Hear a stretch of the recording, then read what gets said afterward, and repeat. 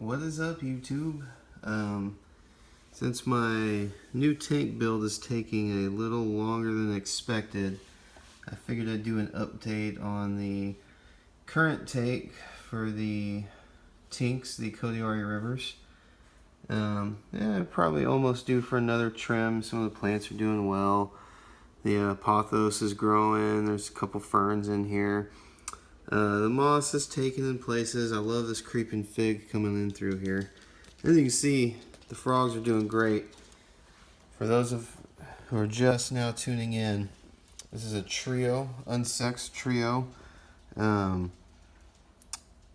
got them about 2 months out of the water. I believe they came out of the water in August of 2016.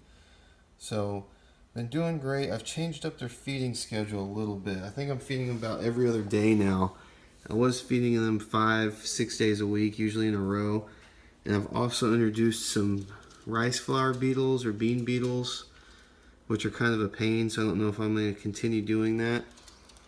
But from what I know about these guys, they're healthy and all of them are doing great. I still have that third guy in the back who's a little bit more shy.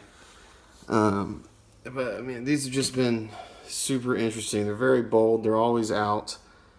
Tank's a little dirty. I just squeegeed it down a little bit, but I'm not too worried about it since they will eventually be moving over.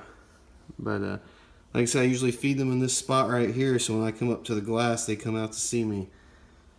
My kiddo loves watching them hop around. You know, they've just been great. Highly recommend these the Tincs for beginners. They're big, they're easy to spot, and pretty easy to care for. And I still can't even. I'm still flabbergasted by how easy dart frogs are to care for in general. I would have guessed it would have been a lot more work than they are, but coming from aquariums, it's 100% of the enjoyment with like 10% of the work. We're going to move on over to the thumbnail tank here in a second, and we'll get a quick update on those guys.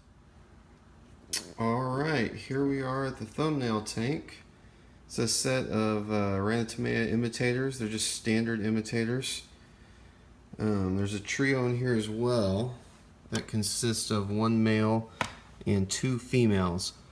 I got these as a breeding trio, and while I hear lots of calling, see lots of time spent in the film canisters and I don't know if you guys can make that out or not, the bromeliads up top, I still have yet to have any babies. I haven't really gone in to look for eggs or you know, tads or anything like that, because I'm trying not to disturb them, but it's hard to make out. There's actually 2 up here in the bromeliad.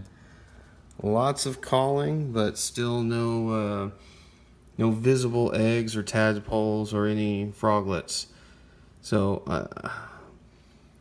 I was hoping I could just let them raise the froglets in the tank and then move the froglets out.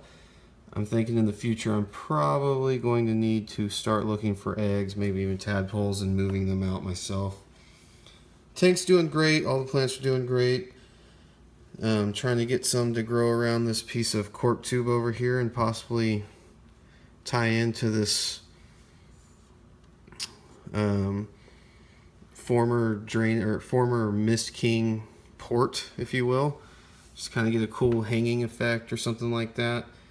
Really nothing has gone wrong with this tank. They're currently being fed every other day right now. Fruit flies dusted with dendrocare. Been great. They're not as bold as the Tincs, but as far as thumbnails go, from what I understand, they're still pretty out and about compared to some of the other species of thumbnails. You know, really been enjoying these guys as well. Hopefully I will be able to get their new the new stand. The wood pieces I need to get stained, and I'll be transferring these guys along with the Tincs onto the same stand, just so everything is kind of in the same area.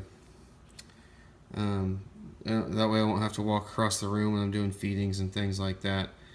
But that's the end goal. Just want to give a quick update on the 2 tanks. Appreciate everybody who's been watching the videos and the subscribers I do have.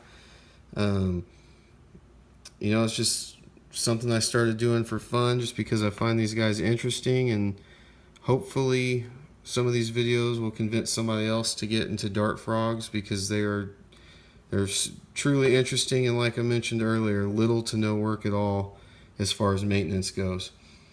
But anyways, guys, appreciate watching. Hit like, hit subscribe, and we'll see you next time.